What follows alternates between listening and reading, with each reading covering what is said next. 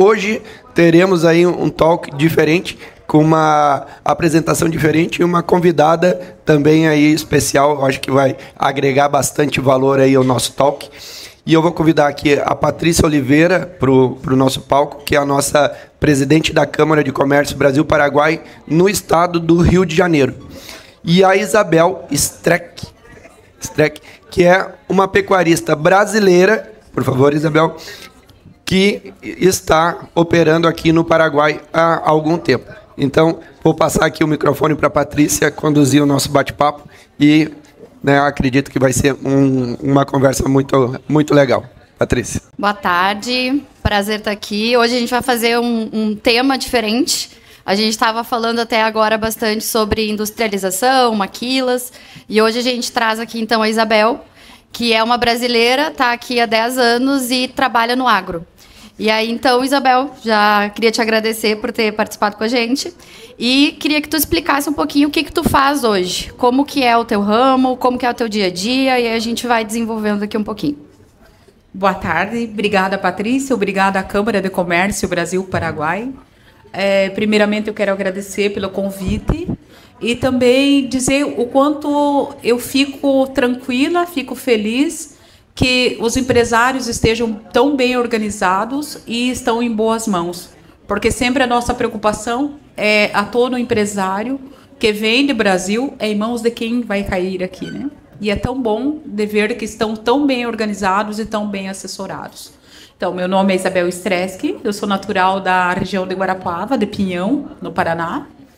Já estou no Paraguai há mais de 10 anos, e trabalho em todo o segmento do agro. Eu sempre costumo dizer o que é o agro. Não é só a produção de grãos, mas sim tudo aquilo que produz a comida, tanto para humano quanto animais. E hoje eu posso dizer que eu conheço o Paraguai inteiro, de ponta a ponta, e comentava até com os amigos na mesa que, pelo meu trabalho e por morar mais na capital e trabalhar mais nas áreas mais distantes, onde estão as maiores produções, eu sempre estava concentrada em Assunção e Chaco, e pouca interação com a comunidade brasileira. E estou tendo essa interação de 2 anos para cá, e está contribuindo ainda mais para conhecimento geral, não só na área de ganaderia, como é o que eu me dedico mais forte, também na produção de grãos.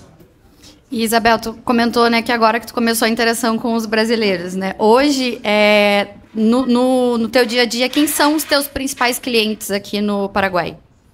Meus principais clientes continuam sendo a região mais do norte, mais do Chaco,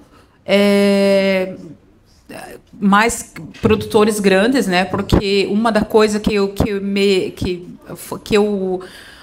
não levava em conta é que o Paraguai era tão avançado na produção de carne. Então, quando eu mudei para o Paraguai, eu vim com pós-graduação em reprodução e produção animal e nutrição animal, e eu achei que eu ia chegar abalando aqui, né? Porque tinha muita experiência e tal, né? Trabalhei nessa área desde muito jovem. E aí eu chego aqui, confinamento menor, 5.000, 8.000 cabeças. Então, já dou de cara com uma realidade que não era dentro da realidade com que eu trabalhava. E, fora isso, eles já estavam muito avançados. Tecnologia nova, formulações novas e também um ambiente, porque eu entrei numa área onde é riquíssima em fósforo, sal, né, na terra, e fósforo também. Então, hoje o Chaco tem Alto Paraguai, que é divisa com Mato Grosso, e Boqueirão, onde estão as maiores cooperativas produtivas do Paraguai, que são as cooperativas menonitas, que nós dizemos aí, né? Então, o nível de fosfato no solo, estamos com Alto Paraguai com 167%, que é um número até que a gente não está acostumado com isso, e Boqueirão com 232%. Então, o que isso modifica na produção? Você vai criar um animal com menos custo, engordar um boi com menos custo, porque a suplementação é muito baixa.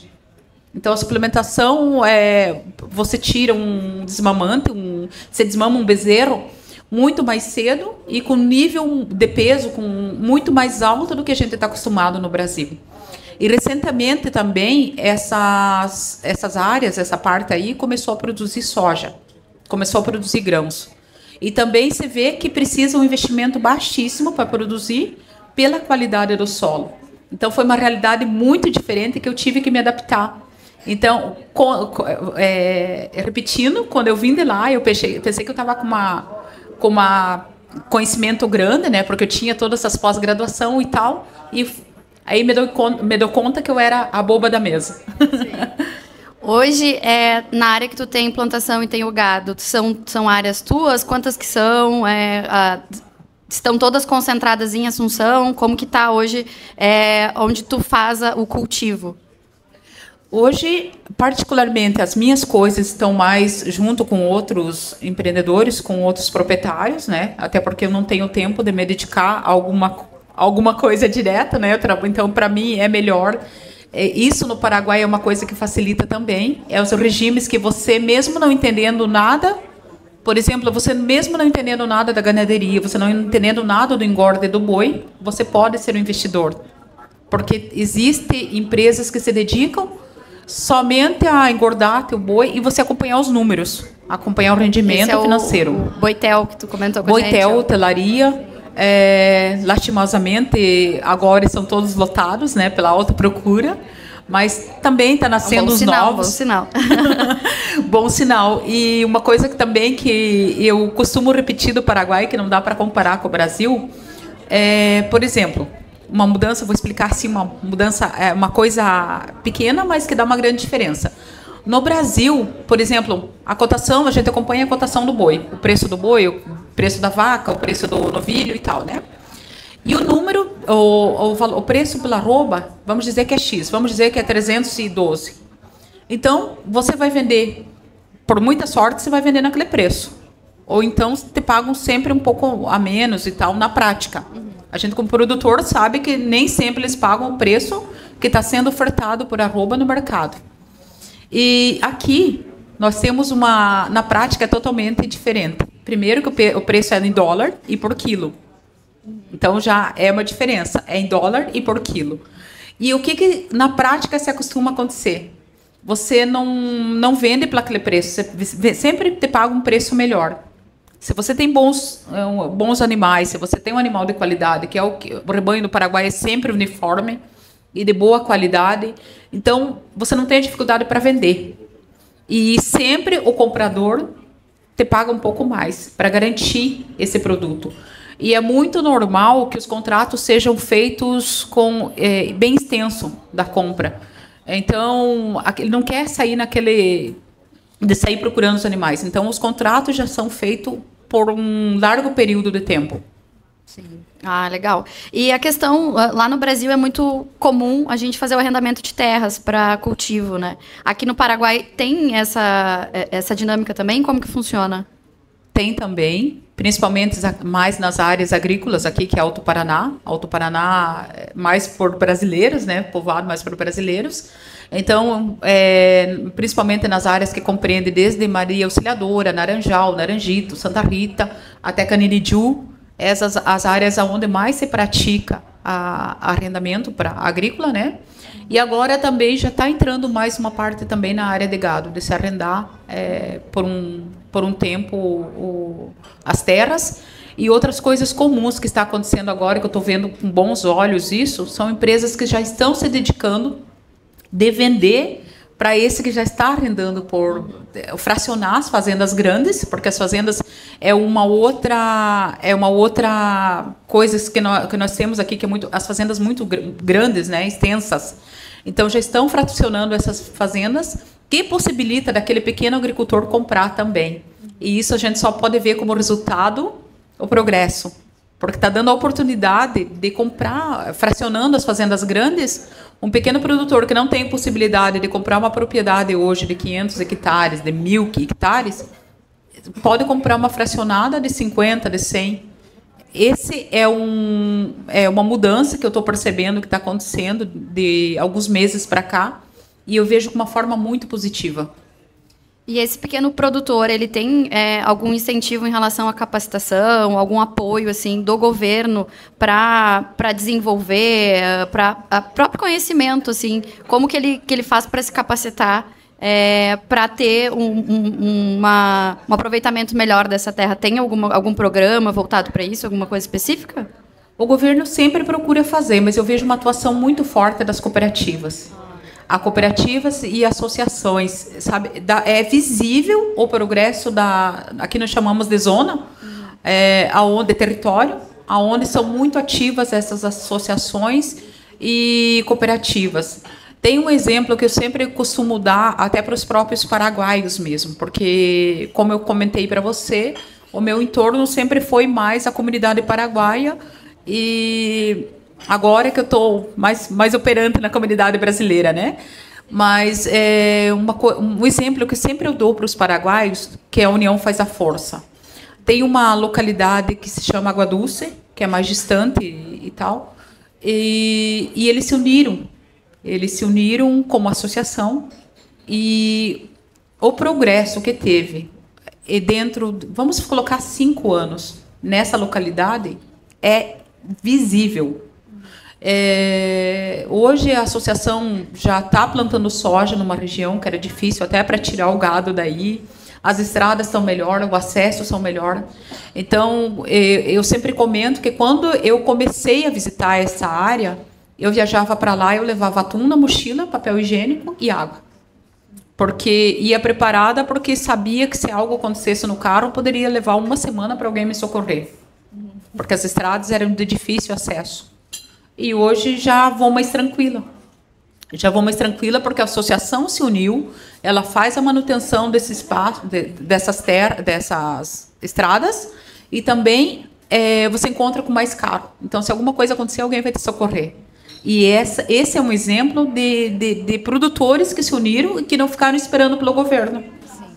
E em relação à mão de obra, a gente tinha comentado um pouquinho antes ali na mesa, né? Como que é assim a principal diferença em relação à mão de obra aqui no Paraguai e no Brasil? Eu gosto muito de trabalhar com os paraguaios. Gosto muito porque é uma mão de obra jovem. Eles são totalmente otimistas, leal, tem uma lealidade muito forte e não tem muito aquilo de que no Brasil, eu creio que foi um dos principais problemas, esse desvio de função. Aqui eles são pau para toda a obra. Eu costumava dizer assim que minha secretária, que hoje já virou empresária também e tem orgulho dela de contar a trajetória dela. Minha secretária, quando cheguei aqui, ela era secretária, limpadora, ela fazia de tudo. E me dava as ordens ainda. Tanto é que hoje é uma empresária. Então, não tem isso de desvio de função. É você saber motivar de forma correta, respeitar as origens. Eu acho que isso em qualquer lugar. Primeiramente, você respeitar as origens, porque eles são um povo muito acolhedor. Muito acolhedor, muito prestativo, mas temos que respeitar as origens. O povo paraguaio, ele é um povo que muitas vezes ele não tem as habilidades que a gente espera, mas se capacitar com carinho, eu creio que qualquer ser humano, mas o Paraguai muito mais ainda, porque o Paraguai tem um coração enorme, ele tem um coração muito grande e ele está disposto a aprender. É você saber a forma como tratar e como trabalhar junto também. Então, a mão de obra no Paraguai eu classifico assim como uma das melhores da América do Sul. Ah, legal. E aí, né, no contraponto, como que está hoje, dentro do dia a dia, a questão da tecnologia? Né? E isso, como que funciona? Tem espaço ainda? Não tem? Está mais evoluído que o Brasil? Não está? Como que tu vê hoje a tecnologia no campo para vocês? O Paraguai, como sempre eu costumo dizer, é o país das oportunidades. Já existe muita tecnologia de ponta, mas tem um espaço muito grande também. E, às vezes, você se surpreende pelo nível de tecnologia que existe já em alguns lugares, mas também tem muito espaço e também tem alguns setores que está bem carente de tecnologia avançada que ainda são feitas de forma totalmente artesanal. Um exemplo que eu dou sempre, agora mudando um pouco, não totalmente na área do agro, mas vamos para a área de produção de tijolos, que nós falamos ladrilho. Existe uma cidade que se chama Tobati, em Cordilheira, que essa cidade, você parece estar passando num filme, porque você sai de uma indústria que está totalmente tecnológica e vai para um outro espaço que eles estão fazendo tijolo com cavalo ainda. Sabe? Então, no Paraguai existe isso. Existe um lado que está totalmente tecnológico, que tem uma coisa de primeiro mundo, e tem outras que está totalmente artesanal. Duas realidades totalmente diferentes no mesmo ambiente, né? Digamos assim. Duas realidades no mesmo ambiente. E existe espaço para todos. Quem quer trabalhar de verdade, quem quer colocar a mão na massa, existe espaço. Sim. Muito legal. Pessoal, alguém tem alguma pergunta para Isabel? Olá, tudo bem? Isabel, por favor, eu gostaria de comentar com você referente à parte financeira, parte de financiamento. O mercado paraguaio, ele tem necessidade de financiamento para esses grandes empreendedores, empresários, ou vamos dizer que o mercado já tem suficiente para isso? Obrigada pela pergunta. É sempre bem-vindo. Eu acho que o financiamento sempre tem espaço, mas eu vejo uma necessidade muito maior nestes brasileiros que estão vindo, sabe? Hoje, por exemplo, eu tenho muita gente à procura de áreas de terra, maioria brasileiros que estão buscando comprar terras aqui, mas eles querem comprar financiado, querem comprar igual você faz no Brasil. E aqui no Paraguai, a maioria se faz à vista, ao contado, como a gente diz, aquela entrega antes de fazer a escritura e paga totalmente assim que esteja pronta a escritura. Então, sempre é o espaço, principalmente para estrangeiros que estão vindo, que tem essa dificuldade até de um tempo, de um histórico financeiro, né, para poder comprar. Existem algumas formas de financiamento interno aqui, mas já precisa ter um histórico grande de movimentação financeira.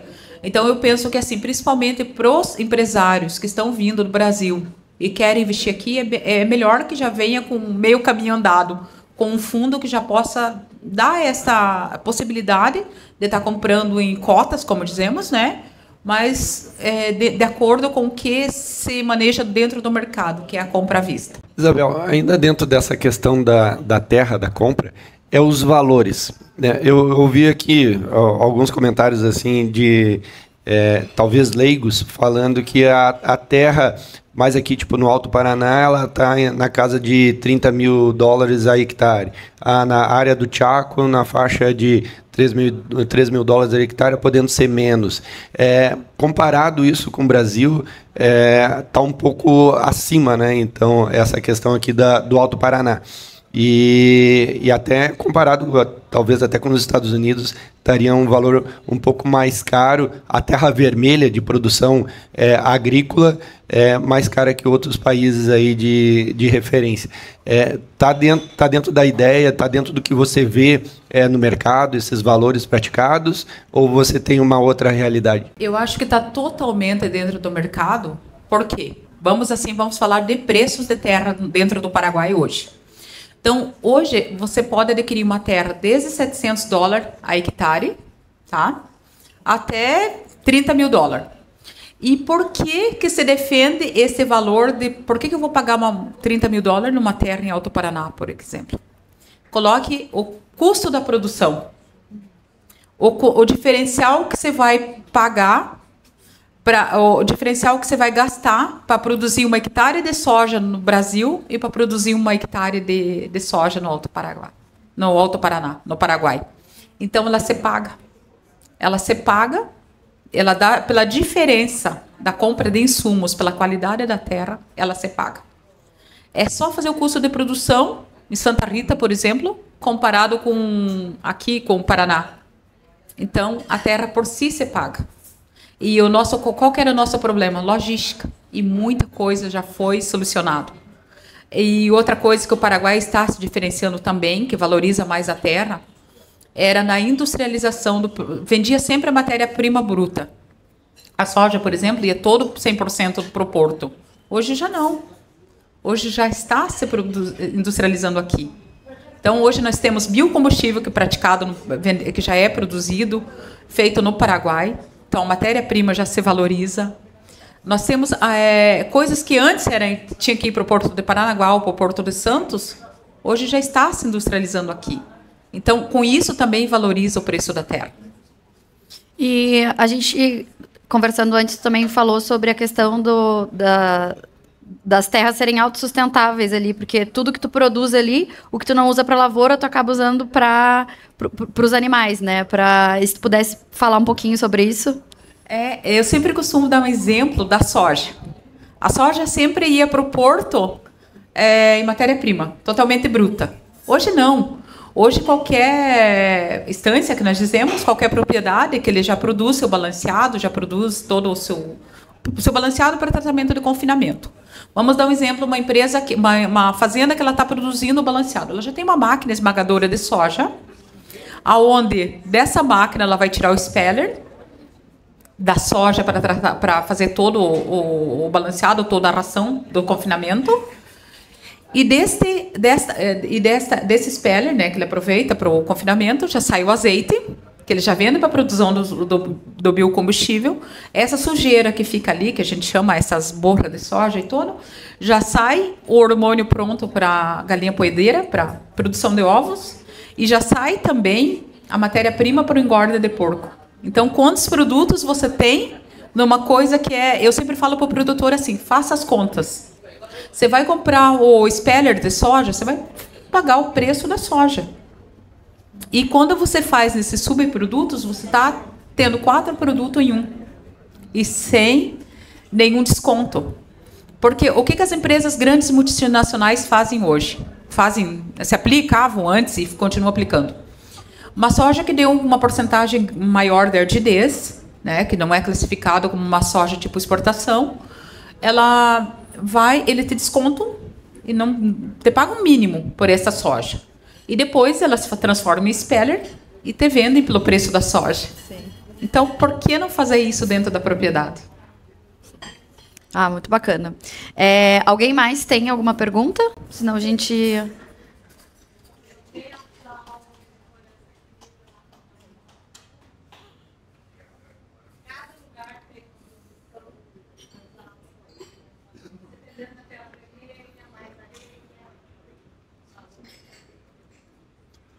Oi, Isabel, nós estávamos aqui no bate-papo, né? Você estava comentando alguns detalhes sobre investidores. Primeiro, fazer um registro que quando você comenta da questão da sustentabilidade na propriedade, né? Como é bacana quando o empreendedor consegue compreender esses conceitos e tirar o máximo de aproveitamento da propriedade, tornando ela realmente de êxito, né? Para fazer realmente um belo negócio. Nesse sentido, também eu gostaria de comentar o seguinte, você estava falando sobre características de investidores, né? Quais são as características de investidores para o seu negócio, quem quer ganhar dinheiro, por exemplo? Eu entendo que o teu investidor não é aquele empresário que precisa de tirar o investimento para investir no negócio, mas parece-me que ele tem uma característica de investir o excedente dele para ter uma melhor rentabilidade. É isso mesmo que eu estou pensando? Não, eu creio que não seria isso. Eu sempre digo assim, que o meu investidor que eu quero, o nível de empresário, eu digo que já cheguei numa certa idade que eu já posso escolher com quem trabalhar. E a minha principal exigência de trabalhar junto, de fazer uma aliança com um investidor, é que, primeiramente, que ele seja ético, que ele tenha disposição para trabalhar, e que ele esteja de acordo de trabalhar dentro das normas exigidas pelo país. Eu sempre falo assim, Paraguai é um país soberano, então vamos trabalhar dentro das leis. Não existe o jeitinho, porque eu consegui assim, primeira coisa eu já pergunto brincando, aonde tirou tua cédula? Porque é a primeira exigência que eu vejo para ver se ele passou por todas as exigências, porque aí você vê o comportamento. Aquele que vem já comprando a cédula, como nós falamos, já não é a pessoa que eu quero trabalhar comigo. Eu quero aquele que foi na imigrações, eu quero aquele que foi nas identificações, porque se ele fez todos esses passos, ele está, sim, de acordo a trabalhar com o que a gente exige. Porque quando ele fez todos esses passos, ele está disposto a não colocar hormônio, primeiramente, numa produção de gado, ganhar o peso de forma correta, como a gente entrega. Qual que é a diferença da produção de carne do Paraguai hoje? É usar o mínimo de produtos fármacos ou químicos para ganho de peso. Então, a gente faz só as coisas mínimas possíveis, que são desverminação, que são as coisas, protocolos básicos. Porque a carne do Paraguai, eu digo que é uma carne que não deveria ser pago por quantidade, sim por qualidade. Porque a suplementação é mínima, é todo a pasto, é tudo de acordo com o que a natureza oferece. Então, nós temos que respeitar a todas essas exigências. Temos, sim, clientes que são jogadores de futebol, paraguaios, né? Que estão muito envolvidos na agricultura e na ganaderia, porque é uma coisa que dá certo. É uma coisa que você trabalha direito, ele traz os seus benefícios, ele traz o resultado. Agora, a nossa exigência é que ele esteja de acordo de trabalhar de forma correta. Que ele não venha querendo dar o jeitinho. E, de preferência, que também respeite o meio ambiente, né? Porque nós temos uma área aí que eu digo que nós temos orgulho de conviver, que eu sou, assim, apaixonada pelo Chaco, tenho muito trabalho, gosto muito aí. Então, é comum você estar trabalhando, você está assim, perto da lagoa, tem um monte de jacaré, que não te incomoda, você também não incomoda. Você está indo no caminho, com um pouco uma onça atravessa na tua frente e convivemos, é o espaço deles. Então, vamos conviver de forma nos respeitando, né? E nos respeitar. A maior preocupação aí com a entrada da bioceânica, que está atravessando o Chaco agora, né? Está trazendo muitos benefícios, está trazendo muito progresso, tá? Mas a preocupação grande também é com o meio ambiente. Porque é tão bom você poder acordar com o canto dos papagaios, que são extinção no resto do mundo, e eles estão na tua porta. É tão bom você conviver com os bichos que a gente não antes vê só por televisão, e agora estão ali, né? Solto. Mas sempre o respeito em primeiro lugar. Você procurar ser ético, eu acho assim que quando... Qual é a pessoa que mais tem contato com Deus? O agricultor. E o que Deus quer de nós? Que nós vivemos em harmonia. Então, o agricultor de verdade é o que mais cuida das vertentes de água, é o que mais cuida para que não explore todos os recursos minerais da terra, é aquele que está consciente, é aquele que quer trabalhar de forma ética. E vocês podem acompanhar os cases de sucesso desse. Esse é o que mais cresce e o que mais... casos de êxito e de mais larga duração está dentro da atividade. Isso é bem importante, né? Respeitar os limites, né? Porque senão acaba que a fonte seca, né? Como a gente fala.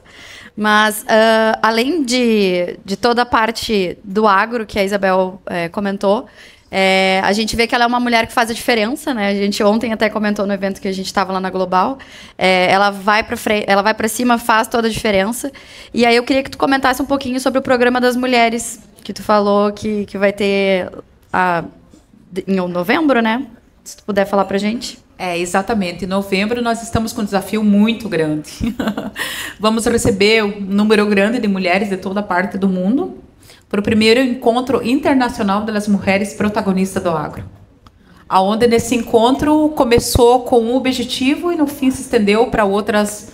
Nosso encontro basicamente a primeira ideia era do encontro pequeno, aonde nós fizéssemos oficinas de cada segmento que já são produtivos dentro do Paraguai, como a piscicultura, que está crescendo cada vez mais grande, a suinocultura, que está super avançada, a ovinocultura, que está faltando, que está faltando produtores, está faltando produto. Hoje nós temos um mercado aberto com Israel muito grande e não tem produto.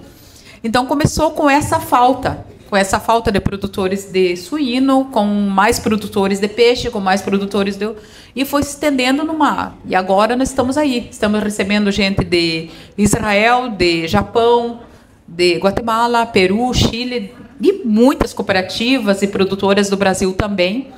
E uma coisa que me surpreendeu nessa primeira lote de entrada, que nós colocamos 130, vendeu 179. E eu, por curiosidade, fui ver quem era que estava comprando essas entradas. 100% paraguaia. Então, o que me alegrou tanto, porque o objetivo de fazer no Paraguai está sendo cumprido. Porque eu pensei assim, nós temos que fazer que dê uma diferença, que gere no pós-encontro, que não seja um encontro que as mulheres saiam iguais. Porque a gente quer que elas trabalhem, que se desenvolvam, mas sendo apoiadas. Que elas tenham uma assessoria de produção, que elas estejam em acompanhamento, que elas saibam para quem elas vão vender a produção. Então, primeiro, a gente teve essa ideia de juntar produtoras com o comprador. E foi engraçado que veio compradores de toda parte também. Júdio, que aqui para nós que são esses remédios caseiros, né? Que a gente toma no tererê, toma no mate. Veio empresas europeias interessadas em comprar esses remédios medicinais. Então, para você ver a que nível tornou esse encontro. Então, é uma responsabilidade muito grande de acolher bem essas mulheres, que vão estar 6 e 7 de novembro no Hotel Sheraton, em Assunção, mas também que depois disso elas façam uma diferença no país. Bom, acho que é isso. Então, te agradeço muito. Se tu quiser deixar algum recado final, fica à vontade. E vamos lá, né? Colocar essa mulherada no agro. Exatamente. Obrigada, Patrícia, pelo convite. E esse encontro é mais do que de dar força para a mulher, mas principalmente de fortalecer a família. Porque nós temos dizer assim, a mulher quando cresce, ela leva a família junto. E esse encontro não é aquele encontro não é aquele encontro feminista. É aquele encontro de fortalecimento da família. Porque eu penso que a família fortalecida, ela fortalece um país. E é esse o slogan que nós levamos. De que a mulher trabalhe em conjunto com o homem, que trabalhe em conjunto que seja uma empresa familiar. Então, já aproveitando, fazer um convite para as mulheres do Brasil que venham a somar, que venham a contribuir, que venham a trazer seu conhecimento também. E que nós nos unam, porque estamos tão perto, Brasil e Paraguai, né? E cada vez mais a gente está vendo essa integração. Produtos que antes nós mandavam para lá, hoje nós estamos comprando. Então, vamos aproveitar esse bom momento que o Paraguai está vivendo e vamos trabalhar junto. Então, aproveitando mais uma vez a convidar essas mulheres a virem conhecer a Assunção, que é maravilhosa, que venham conhecer a hospitalidade do povo paraguaio, que venham conhecer um pouco da cultura, que muitos dos brasileiros até não faziam ideia de tão forte que esse país tão pequeno e aonde te dá a oportunidade de você estar em comunicação com o mundo. Então, muito obrigada, Patrícia, muito obrigada à Câmara de Comércio Brasil-Paraguai e estou à disposição, tanto pelas minhas redes sociais, quanto para quem precisa do contato, estou aqui para apoiar. Sou uma irmã a mais, uma brasileira a mais, que estou aqui para apoiar aquele que precisa. Então tá, muito obrigada. Até mais.